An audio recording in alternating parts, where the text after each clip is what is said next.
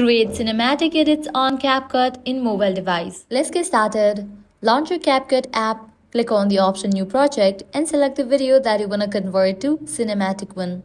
Once you have selected the video, at the bottom you're gonna find a fin option. Navigate to the option Filters. Now, select the option 4K. Once you have applied this filter, you can use this slider to increase or decrease the effect. Then, navigate to the option Adjust. Under Adjust, you're gonna find a font option. You'll need to use these and convert this video into cinematic. So firstly, navigate to Brightness and decrease it. Now head over to the option Contrast and decrease it.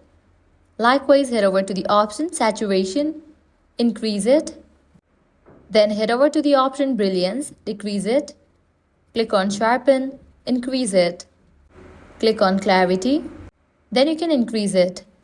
Then scroll and navigate to the option Highlights, decrease it. Click on Shadows, decrease it as well. Click on Whites, decrease it as well.